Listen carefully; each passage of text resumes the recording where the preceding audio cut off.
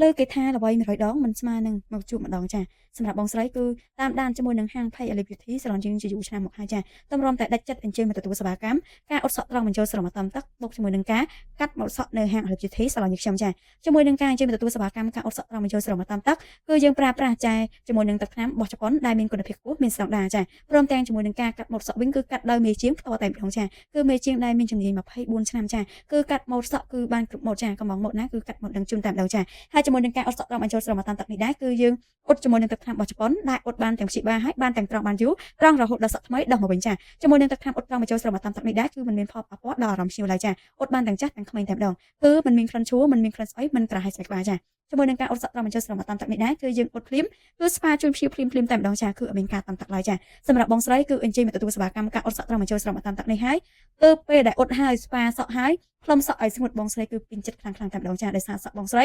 មុនពេលអ៊ុតគឺរួញខ្លាំងរួញហើយស្ងួតគ្មានទម្ងន់ថែមទៀតចាតែពេលដែលយើងស្ប៉ាហើយគ្រាន់តែផ្លុំសក់ឲ្យស្ងួតសក់បងស្រីប្រែជារសៃសក់ដែលទន់អាឡោះលងស្អាតហើយត្រង់បែបមានទម្ងន់ត្រង់បែបអាឡោះលងថែមទៀតចាគឺពេញចិត្តខ្លាំងតែម្ដងចឹងសម្រាប់បងដែលគាត់មានបញ្ហាសក់ឆេះសក់ខូចសក់រួញសក់ស្ងួតសក់លេងពកអ៊ុតទឹកថ្នាំកន្លែងគេឆេះចំណាយលុយអ៊ុតទឹកថ្នាំដែលហាងល្បីៗអ៊ុតមិនកើតចាអាចអញ្ជើញមកទទួលសេវាកម្មបាននៅហាងល្បី beauty សាឡានខ្ញុំចាជាមួយនឹងសេវាកម្មការអ៊ុតសក់ត្រង់បញ្ចូលស្រមតាមទឹកចាអរគុណច្រើន